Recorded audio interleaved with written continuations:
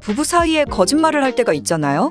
배우자 몰래 돈을 빌려줘야 할 때나 친구들과 낚시 가고 싶은데 출장이라고 한다거나 우리는 알게 모르게 부부 사이에 많은 거짓말을 하고 있습니다.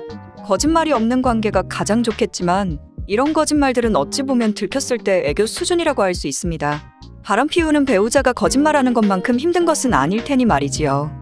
오늘 프로여성탐정사무소에서는 남편 바람 거짓말 확인하는 방법에 대해서 여러분들과 나눠볼까 합니다. 이미 저희 채널에 들어와서 이 영상을 보시는 분들은 남편의 거짓말 때문에 싸움이 난 상태이거나 냉전 중일 수도 있다고 생각합니다. 여러분은 지금까지 잘못된 방법으로 남편의 거짓말을 확인해 보려고 했었기 때문에 부부관계가 서먹해지고 의심하고 싸움이 계속될 수밖에 없었던 겁니다. 그렇다면 남편의 거짓말을 어떻게 찾을 수 있냐고요? 지금부터 하는 이야기를 잘 따라오시기 바랍니다. 남편이 의심되고 무엇인가 확인하고 싶을 때는 아무것도 하지 마세요. 아주 심플하죠? 제발 아무것도 하지 말아야 합니다. 너무 어처구니 없는 부탁인데 이 말이 맞다는 것을 증명할 테니 3분의 시간을 투자하십시오.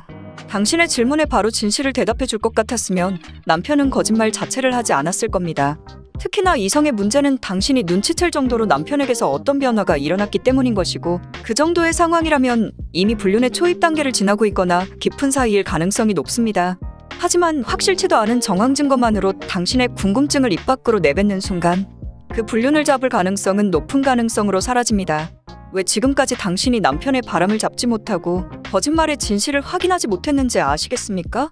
당신의 남편은 현재 상간녀의 편이며 지금 이 재미있는 은밀한 놀이를 당장 멈출 생각이 없는데 확실히 바람을 피우는지도 모르거나 증거도 없으면서 추궁하고 불안하여 경고를 하면 남편은 눈치챘구나, 바람을 멈춰야지 하는 게 아니라는 겁니다.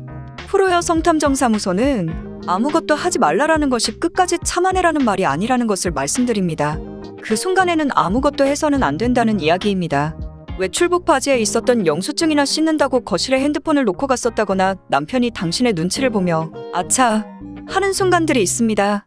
그만큼 바람을 피우는 사람들은 그것을 들키지 않기 위해서 기본적으로 긴장을 탑재하고 있습니다.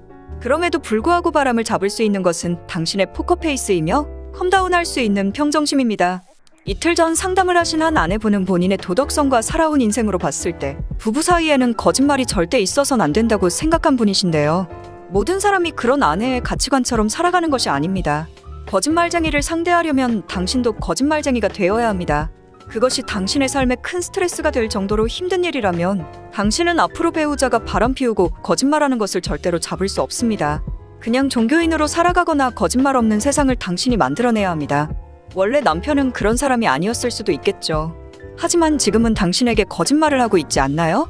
그렇다면 이런 사람들은 팩트로 박살내야 합니다. 자, 여러분의 행동 요령을 구체적으로 말씀드릴게요. 의심되는 순간에는 모른 척을 하라. 궁금하고 의심되는 것들을 티내고 질문하지 마라. 남편이 절대 눈치 못 채게 하면서 바람 피우는 흔적을 찾아라. 확보된 증거를 남편에게 먼저 절대 보여주지 말라. 주관적인 증거가 아니라 객관적인 부정행위의 증거인지 전문가를 통해서 검증을 받아라. 상간자에 대한 퇴치 계획을 세우고 실행하라. 확실히 헤어졌다고 생각하더라도 계속 의심하되 티는 내지 말고 감시하라. 그들의 만남이 은밀히 계속된다고 생각하면 처음부터 다시 시작하라. 아주 심플하게 말씀드렸는데요.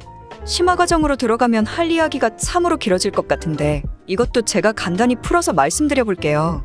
말 그대로 의심되는 상황에 대해서 질문하지 말고 티나지 않게 바람 증거 수집을 해야 한다는 조언이며 바람의 증거 수집 방법은 핸드폰, 블랙박스, 카드 내역, 모텔 출입, 애정 표현을 주고받은 메시지, 상대 상간녀가 당신의 남편이 유부남인 것을 알면서도 만난다는 내용이 담긴 대화 메시지 등 일단 남편에게 걸리지만 않는다면 증거는 무조건 많으면 많을수록 좋습니다.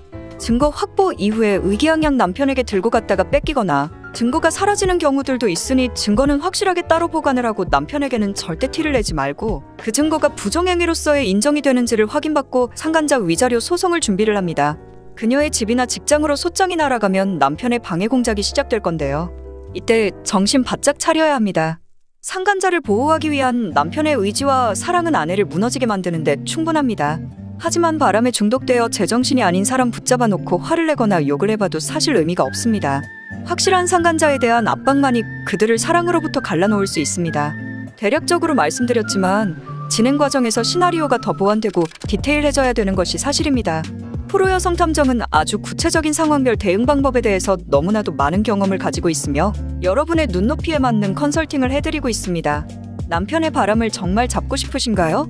고통받은 당신만큼 상간자도 고통받기를 원하시나요? 그렇다면 의심되는 순간에 아무것도 하지 말기를 실천하셔야 합니다. 이것이 스스로 가능할 때 방금 말씀드린 단계별 공략에 대한 준비를 할 수 있습니다. 증거만 잡으면 모든 것이 끝이 나는 게 아닙니다. 그때가 시작입니다. 자신이 없으면 시작조차 해서는 안 됩니다. 그만큼 불륜과의 전쟁은 살벌하고 치열하니까요. 과거의 남편이 당신의 추궁과 분노에 꼬리를 내린 적이 있다면 그들은 학습을 합니다. 다음번에는 안 들켜야지. 그리고 지금의 사과나 눈물은 거짓이며 뒤에서 몰래 만나는 남편들도 많다는 것을 여러분이 몰라서 속았던 것입니다. 다음 시간에도 더 유익한 바람잡는 방법으로 프로 여성 탐정이 돌아오겠습니다. 기대하세요.